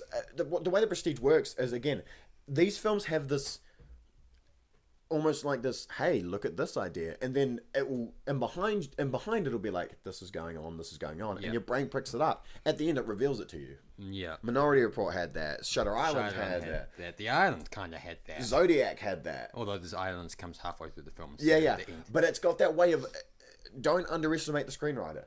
Yeah. And I think this is where these films best fall into, is that it's not formulaic for the director, and it's not formulaic for a film, but also in the genre it's put in. Nice. There are The Prestige is a magician's tale. Shutter Island is a neo-noir spy thing. The Island seems to be a Michael Bay action flick. Yeah. But the way it's written for you to feel like you're understanding where it's going, but then turning the narrative around, and then you better understand how it works. Yes. And you understand, and it doesn't do it, and some films don't do this well. Yeah. And that's where they become sort of like, it tried flipping it like... It's like, great concept, like the critics are like, great concept, but... Transcendence had this problem a few years ago. Morgan Freeman and Johnny Depp, Transcendence. For you, the last 20 minutes of Interstellar had Interstellar, I didn't quite feel it in Interstellar, but this for Chris Nolan, Prestige works really well, and it's some really fun portrayals from...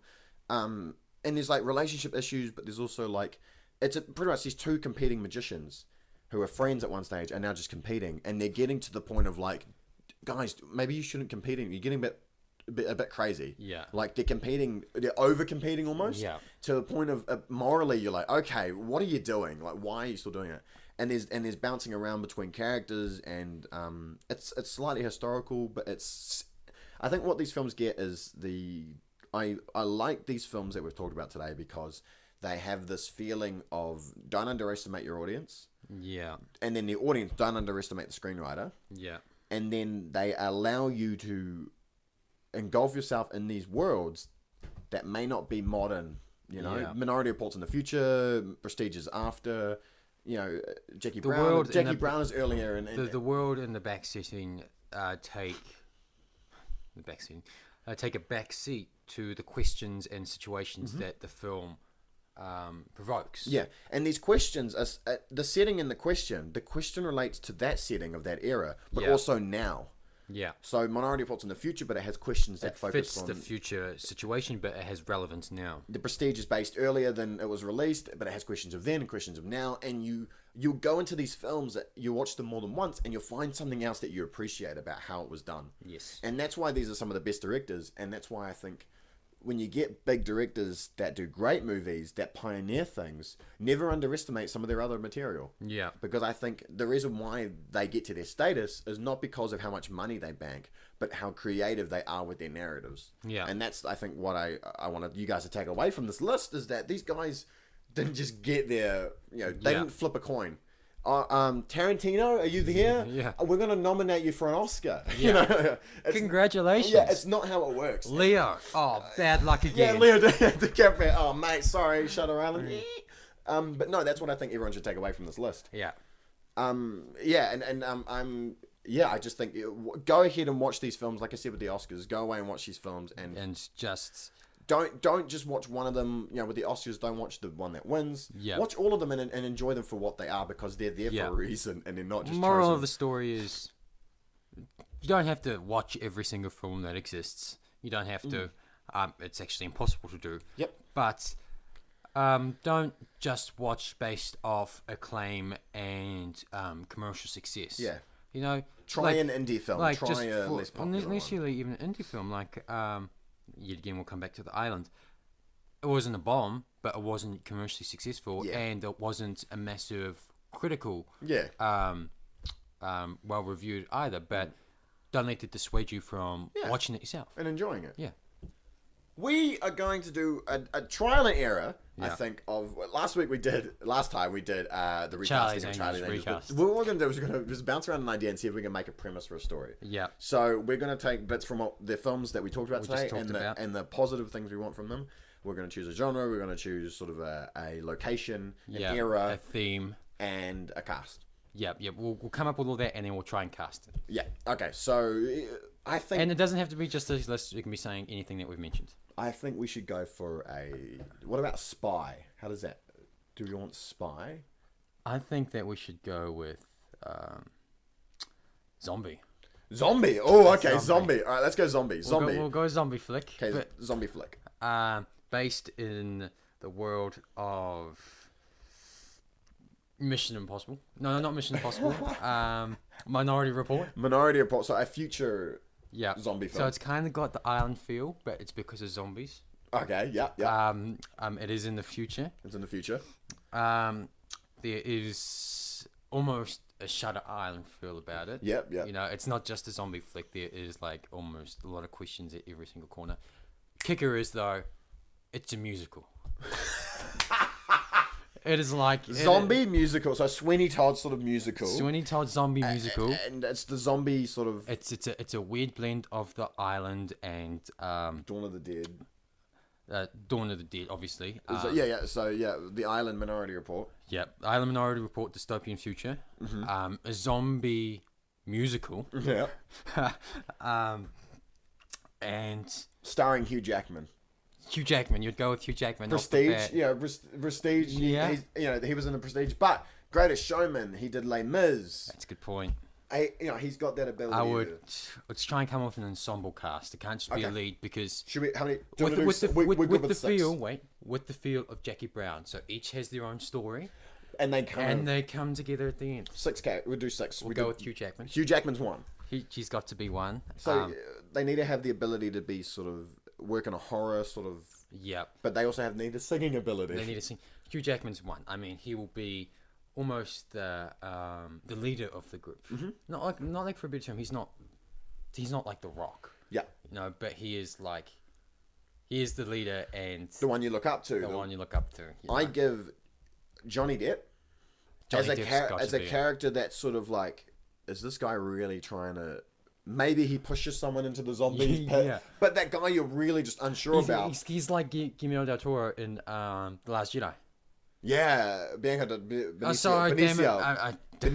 Toro. And yeah, that character, and you're not really sure. And some of the villains that have been in the other films we mentioned, but even characters in Minority Report, where you're like, hold on a minute, what? Yeah. That I think Johnny Depp, he can also sing. He can sing really well. He's actually got a studio album. Yeah. I mean, like, no. Who else in these movies can actually sing? Okay, so Hugh Jackman, Johnny Depp. Oh, we'll say him again, but Ewan McGregor can sing. Ewan McGregor. I mean, he's probably having all like castings. Do you know? I'm only saying. Have you seen Moulin Rouge? Yes, I have. Yeah, I love that film. It is my favorite musical. Yeah. Next to we've got our 3 leading men. Let's get 3 leading women. Okay, so we've got. Let's give Ewan McGregor some character first. All right, Ewan McGregor. Who's Ewan McGregor is kind of like that, almost like uptight professor type that was just thrown into the zombie apocalypse. Yeah. Like he doesn't know what's going on. He doesn't know how to really wield a weapon or anything like that. And he's slightly snobbish. Wow, I like that. You know, I like that. Not like in your face snobbish, you know, because if he was, then he'd be the one that Johnny Depp would push into the zombies. But he is like snobbish, and he is almost like that uptight professor that wears like plaid and has like the tie and is immaculate, and he's just got thrown into the zombie apocalypse. Ooh, yeah, like that. I'm gonna do a stretch, only because of that's how I've been working. Zack Snyder did Sucker Punch. That's got Vanessa Hudgens in it. Nice. Vanessa Hudgens in High School Musical. That counts, I think. I think I want to see her in more stuff. Just putting that out there. I like Vanessa Hudgens as an actress. She's that a bit like segue into my short film Virus. Go check it out. A character that is sort of nice plug-in, but it's kind of a really good plug-in. Yeah. A character she's like a strong woman that's, you know, a bit like my character Summer. She's not like, I don't want to use this term like lightly because it could offend some people, but she's not like butch. Yeah. You know, she's not like in your face, I am not a girl, I am like a tomboy, like sort tomboy, of a heavy tomboy. She's a girl. Yeah. And she's not, doesn't she have to be really good, but when push comes to shove, a strong, confident woman will come sucker out. punch you. She will sucker Roll punch credits, you. yeah. Nice, and I think it's that sort of strong, brave female. A character someone can look up to, but also she's not... she's thinking ahead, I think, with the zombies. She's not like, oh no, we're going to keep running. She's like, okay, how do we stop them from chasing us? She's sort of thinking outside the box. I'm sorry. We did 3 men and 3 girls last time, so I think we have to expand the number. 4 girls and 4 men. And that 4th man is Zac Efron. He has connections to everything. Vanessa Hudgens obviously did High School Musical together. Greatest Showman. He did that. He can sing. He was in Hairspray. He can dance. He can be that... He can be the opposite of Ewan McGregor's character. Like, I'm not saying he has to be a frat boy, but he's easygoing. Do you know who I want him to be? Oh. Gaston. Like a Gaston character who's like really up himself and he's like, I will save these ladies. Like him in the first part of Baywatch. Yeah. Yeah. That's like and he learns some humility throughout the film. Yeah. Yeah. Okay. So for the men, we have got Zac Efron, Ewan McGregor again, Johnny Depp, Hugh Jackman. First off, what an awesome barbershop quartet. Yeah. They can all sing. Baritone, bass. Yeah. Okay, we got Vanessa Hudgens. What's we got to get some other women in here. Some ladies in here. Thanks. I don't know if Scarlett Johansson can sing. She can. She has an album. Okay. I mean, yet again, we used her in the last one too. I think Zoe Saldana. I like that choice. I think there is this sort of... She has this naivety, almost like her Gamora character in Guardians. Yeah. She's not really understood what's going on. Yeah. But she wants to contribute. And she's not in the way or anything. I think she's sort of just this character that's really just like... She's a good person to have on hand. Yeah. Like you need someone to... She fits in all the roles. Like she can help you out. She's a little bit of everything. You know, but she's naive to where the zombies came from, and she doesn't really understand why they're around. Yep, and she doesn't want to focus. She focuses on just surviving. Yeah, you know, she's not like, oh, let's find the cure. Let's solve this whole thing and be heroes. She's like the person that's like, oh, let's head out of the city instead of going into the city. You know, let's go into the countryside where there's less zombies. And we can almost build a life.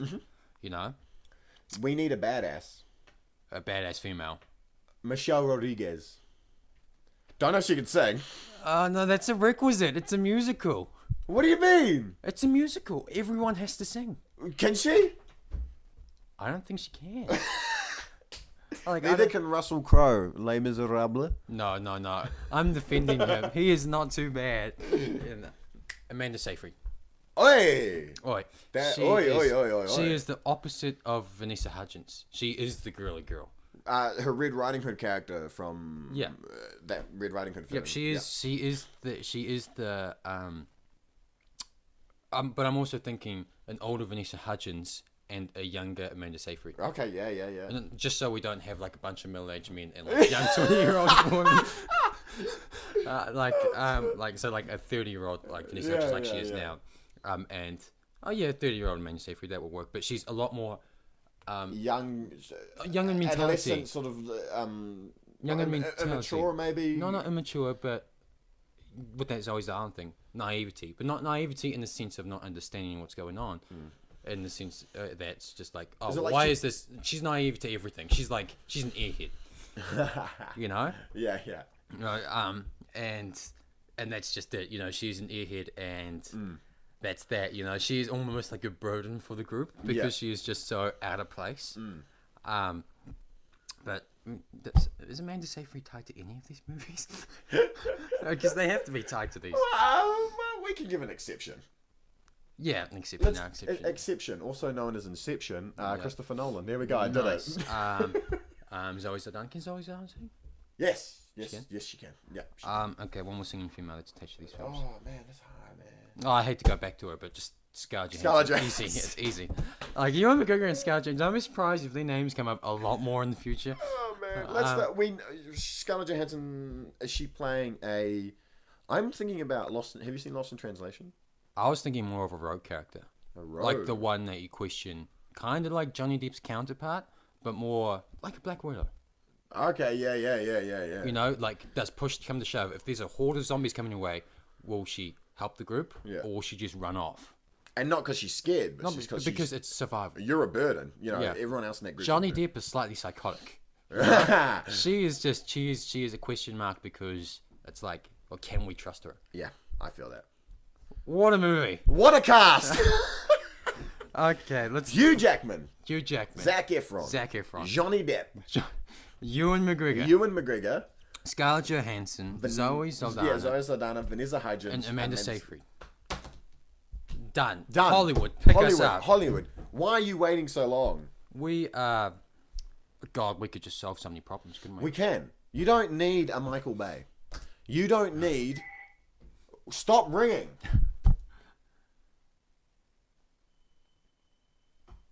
You didn't pause it. I know, but it rung once. Yeah. It rung twice. Did it?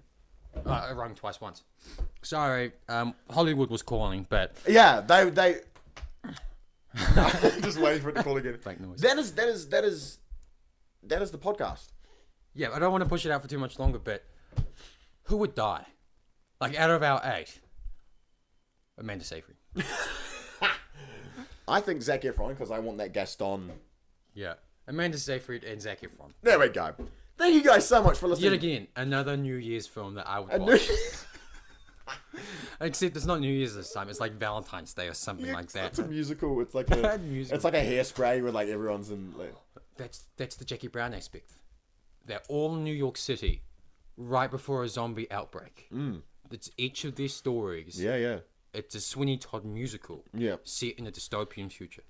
Like Minority Report. But it's a Dawn of the Dead. And it's directed by... Okay, Michael Bay. Now, I think of all the directors here, Tim Burton would be the one to pull it off. Yeah, probably. Yeah. It is wacky. It is weird. It is...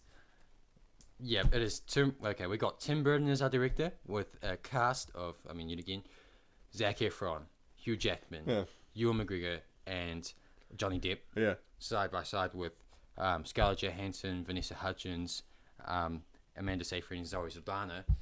It's a zom-rom... I can't say com. It's a zom-rom dystopian future action musical. Hollywood. What? Where are you? Where are you? What are you doing? Waiting for? Why are you doing a remake? Yeah. What are you doing? We're right here. Listen. I said listen. That is That's it. That's the podcast. That is the podcast. Thank you guys so much for listening to the Sir Brady Podcast. Cahan, thank you for coming back once again. No problem. And this is just we have got the weirdest ideas and wackiest ideas. Guaranteed to have Ewan McGregor and Scarlett Johansson tied to that Absolutely. If you guys enjoyed today's topic, let us know in the comments down below. If you enjoyed these episodes overall, let us know as well. Don't forget to click all the like buttons, the shares, comment, whatever you like. Let us know how you feel. Actually, give us a suggestion for the suggestion. future. Yeah, give us some suggestions.